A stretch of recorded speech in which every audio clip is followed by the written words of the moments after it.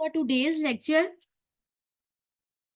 पिछले लेक्चर में हम लोगों ने असेसमेंट से रिलेटेड डिस्कस किया था। कंप्लीट असेसमेंट हमने ऑलमोस्ट डिस्कस कर लिया था, लेकिन कुछ डायग्नोस्टिक टेस्ट रह गए थे। आज हम उसके बारे में देखेंगे। कल हमने देखे थे असेसमेंट टूल, जिसमें हमारे पास ग्रोस मोटर फंक्शन टेस्ट आ जाता है, मैनुअल एबिलिटी मोटर टेस्ट आ जाता है। और इसके अलावा हम लोगों ने देखे थे रिफ्लेक्सेस, देखे थे कि छोटे बच्चों में हम किस तरह से रिफ्लेक्सेस को चेक करते हुए असेस कर सकते हैं कि डिले मोटर माइलस्टोन्स तो नहीं है। और अगर जो है चिल्ड्रन जो है 10 से 12 साल का, तो उसको किस तरह से हम लोग असेस कर सकते हैं। इसके अलावा हमारे पास कुछ डायग्नोस्टिक टेस्ट भी आते हैं। हम लोग सीटी स्कैन करवा सकते हैं, एमआरआई करवा सकते हैं, और कुछ हमारे पास लैब टेस्ट आते हैं। अब हम लोगों ने बात की थी कि सेरिब्रल पाल्सी में बेसिकली क्या हो रहा है, ब्रेन की इंजरी हो रही है, हाइपोक्सिया हो रहा है, ऑक्सीजन सप्लाई ना होने की वजह से नॉन प्रोग्रेसिव डिसऑर्डर होता है, ब्रेन का कोई ना कोई पार्ट डैमेज हो जाता है। और उस डैमेज के अकॉर्डिंग हमने सेरिब्रल पाल्सी की टाइप्स को डिवाइड किया था। अब हमारे पास सीटी स्कैन और एमआरआई भी जब हम देखेंगे, जो पार्ट इफेक्ट होगा उसके अंदर ही हमें चेंजेस देखने को मिलते हैं। जैसे कि हमने डिस्कस किया था, जो स्पास्टिक सीपी होता है उसमें क्या होता है, मसल स्टिफ हो जाती हैं। और हमारा ब्रेन का कौन सा पार्ट इन्वॉल्व होता है, सेरिबल कॉर्टेक्स जो है वो इन्वॉल्व होता है इस रीजन पर। सो जब हम लोग सिटी स्कैन करवाएंगे, इसी सेरिबल रीजन के ऊपर ही हमें चेंजेस देखने को मिलते हैं। जो इसके अंदर हम लोग सिटी स्कैन की रिपोर्ट देखते हैं, जो हमें करेक्टरिस्टिक फीचर देखने को मिलता है स्पास्टिक सीपी के अंदर, वो हमारे पास होता है प्री वेंट्रिकुलर लिकोमुलेशिया। इसमें बेसिकली क्या होता है कि ग्रे मैटर जो है अराउंड वेंट्रिकल्स वो डैमेज हो जाता है due to inadequate blood supply. अब हम लोग अगर सीटी स्कैन की रिपोर्ट में देखेंगे, डिस्काइनेटिक सीपी है, तो बेसल गैंग्लिया के अंदर हमें चेंजेस देखने को मिलेंगे। या तो बेसल गैंग्लिया के अंदर एट्रोफी हुई होगी, हमें स्ट्रक्चरल चेंजेस देखने को मिल सकते हैं। लेकिन समटाइम्स जो है ना, हमें प्री वेंट्रिकुलर लिकोमलेशिया बेसल गैंग्लिया के अंदर भी देखने को मिलता है। नेक्स्ट देखिए सेरिबेलम। अब एटेक्सिया में हमने बात की थी कि सेरिबेलम इफेक्ट होता है। ऐसे जो पेशेंट होता है उसके सेरिबेलम इफेक्ट वो होता है, बैलेंस नहीं रहता, कोऑर्डिनेशन नहीं रहती है। सो इनके अंदर जो है ना, सेरिबेलम के अंदर आपको चेंजेस देखने को मिलेंगे। इसके अलावा हाइपोक्सिक इस्कीमिक इंजरी भी देखने को मिलेगी। नेक्स्ट जो हमने डिस्कस किया था mixed CP, mix cerebral palsy के अंदर जो है ना, हमारे पास जो मोस्टली कॉम्बिनेशन देखने को मिलता है वो हमारे पास होता है स्पास्टिक सीपी और डिस्काइनेटिक। इन दोनों के फीचर्स जो है ना, हमें मिक्स सीपी के अंदर देखने को मिलते हैं। सो इसके अंदर जो है हमारे पास जो है हमारा बेसल गैंग्लिया भी इफेक्ट हुआ हो सकता है, और इसके अलावा जो है सेरिबल कॉर्टेक्स के अंदर भी आपको चेंजेस देखने को मिलेंगे। लेकिन हो सकता है कि हमारा सेरिबेलम भी इन्वॉल्व हो। एक से ज्यादा टाइप्स की फीचर्स मिक्स सीपी के अंदर देखने को मिलती हैं। सो इनके अंदर भी आप जब रिपोर्ट देखेंगे तो प्री वेंट्रिकुलर लिकोमलेशिया कॉमन होगा। इसके अलावा हाइपोक्सिक इस्कीमिक इंजरी होगी, वेंट्रिकल की इलार्जमेंट हुई होगी। इसके अलावा हमारे पास आते हैं लैब टेस्ट। लैब टेस्ट हम क्यों करवाते हैं, सीबीसी टेस्ट करवाते हैं।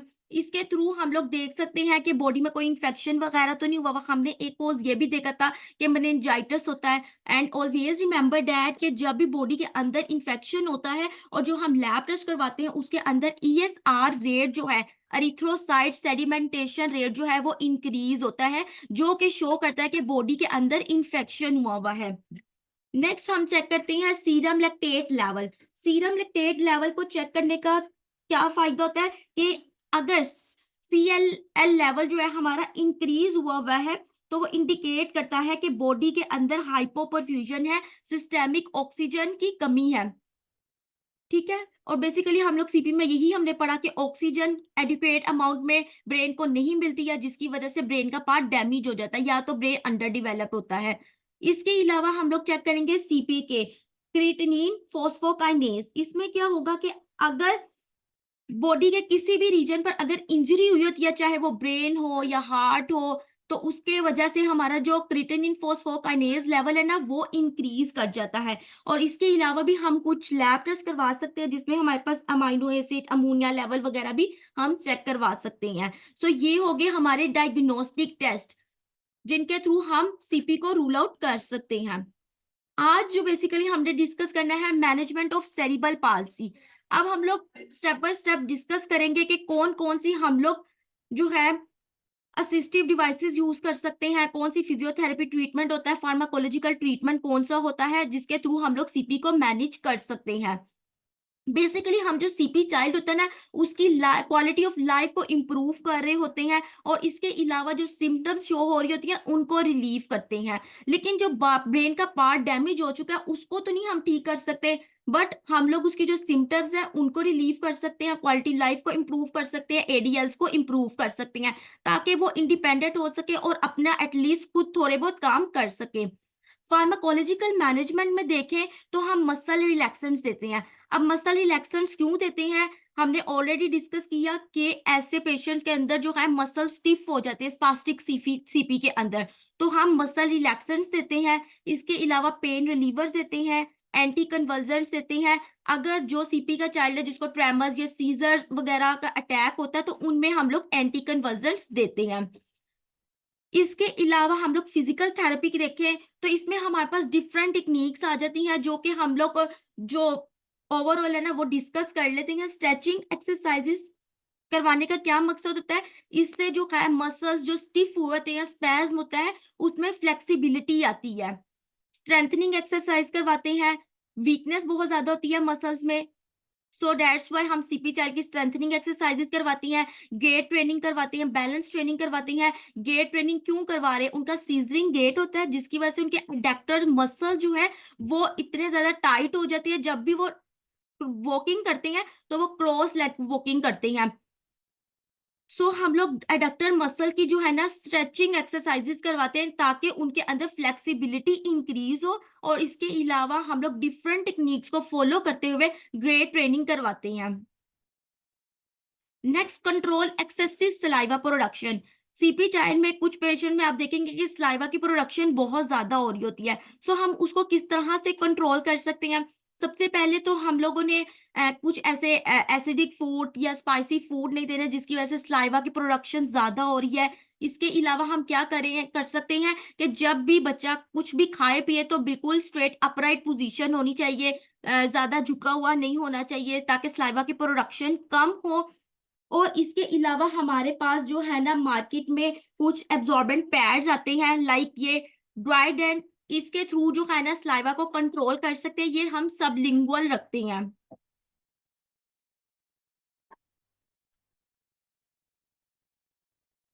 इसके अलावा भी हमारे पास पोर्टेबल सक्शन डिवाइसेस होते हैं, जो स्मॉल हैंड हेल्ड जो है डिवाइसेस होते हैं वो इजीली जो कैरी कर सकते हैं। और अपार्ट फ्रॉम दिस सलाइवा इजेक्टर्स होते हैं जो डिस्पोजेबल सक्शन डिवाइसेस होते हैं, उनका इस्तेमाल कर सकते हैं।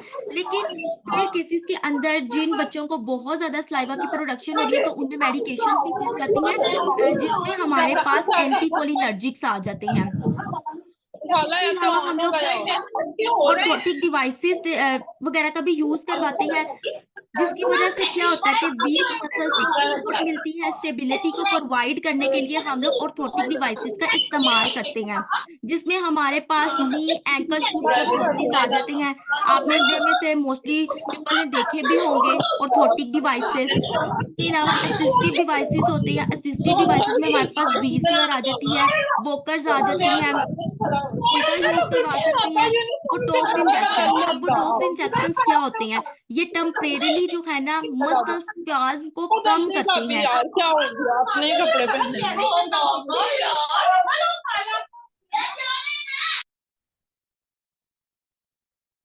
मसल स्पैज्म को जो है ना बोटॉक्स इंजेक्शन जो है ना टेम्परेरीली कम करते हैं।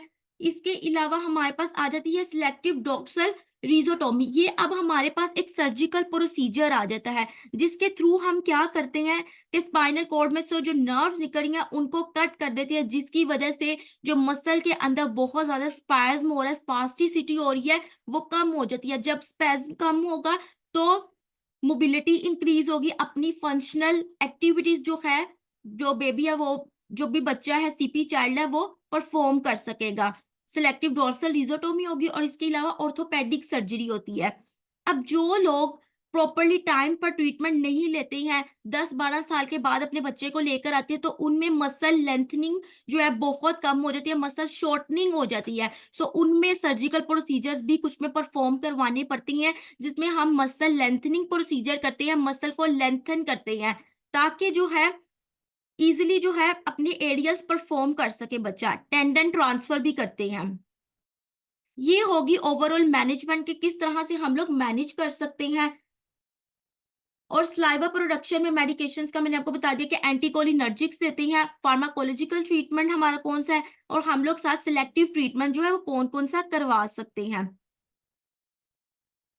हमारी जो असेसमेंट है वो बहुत ज़्यादा मैटर कर रही होती है हमारे ट्रीटमेंट प्रोटोकॉल को रेडी करने के लिए। सो आपने अगर पिछला लेक्चर नहीं अटेंड किया तो वो लाज़मी कर लीजिएगा, क्योंकि जब भी हमने असेसमेंट करनी है सबसे पहले हमने रूल आउट करना है, लाइक मैंने आपको लास्ट लेक्चर में भी बताया था, सबसे पहले हमने देखना है टाइप कौन-सी है और टाइप पे भी बहुत ज़्यादा डिपेंड कर रहा होता है। लाइक अगर स्पास्टिक सीपी है तो हमारा बेसिकली फोकस होगा उसकी स्ट्रेचिंग एक्सरसाइज़ेज़ और उसकी स्ट्रेंथनिंग एक्सरसाइज़ेज़। एटैक्सिक है तो हम लोगों ने उसके बैलेंस ट्रेनिंग करवानी है, ताकि जो बैलेंस में मसला आ रहा है, उसको हम लोग ठीक कर सकें। इसके अलावा मिक्स सीपी है, उसको डायग्नोज़ कर लेना है कि हमारे पास जैसे सबसे पहले हमने टाइप देख ली, फिर उसके बाद हमने डिस्ट्रीब्यूशन देखनी है कि हमारी कौन-सी लिम्ब इफ़ेक्टेड है। जैसे कि हम लोगों ने लास्ट टाइम देखा भी था कि हमारे पास मोनोप्लेजिया, डायप्लेजिया और हेमीप्लेजिया और क्वाड्रिप्लेजिया आ जाता है और हमने ये भी बहुत ज़्यादा ज़रूरत है देखना कि कौन-सी डिस्ट्रीब्यूशन है, कौन-सी लिम्ब इफ़ेक्टेड होती है। देन हम लोग उसी लिम्ब के ऊपर वर्किंग करते हैं। देन लास्ट में हमारा जो एटियोलॉजिकल फैक्टर है, वो बहुत ज़्यादा इम्पोर्टेंट है कि किस वजह से पेशेंट को जो है वो सीपी हुआ है, ब्रेन इंजरी हुई है। फिर लास्ट में हम लोगों ने जो देखने हैं, 2 असेसमेंट टूल मैंने आप लोगों को बताए थे। अगर मैं आपको यहाँ पर दिखाऊँ, तो ये gross motor function classification system, ये लेवल भी आपने देखना है कि लेवल 3 पे पेशेंट लाइक कर रहा है, लेवल 5 पे कर रहा है या लेवल 1 पे कर रहा है, देन उसके अकॉर्डिंग हमने अपना ट्रीटमेंट प्रोटोकॉल रेडी करना है। और इसके अलावा हमने मैनुअल एबिलिटी क्लासिफिकेशन टेस्ट भी करना है, सिस्टम को भी देखना है कि कौन से लेवल पे पेशेंट है। ये रही हमारी 3 डेज़ की वर्कशॉप सेरिब्रल पाल्सी की। आई होप कि ये लेक्चर्स जो हैं आपके लिए बहुत इन्फॉर्मेटिव रहे होंगे। It's all done from my side. If you people have any question then you can ask. आपकी कोई भी क्वेरी है, प्रीवियस लेक्चर से रिलेटेड है या उससे भी हमने जो इंट्रोडक्शन वाला लेक्चर पढ़ा था उससे रिलेटेड कोई भी क्वेरी है, आज के लेक्चर से कोई रिलेटेड कोई मसला है, तो आप लोग पूछ सकते हैं।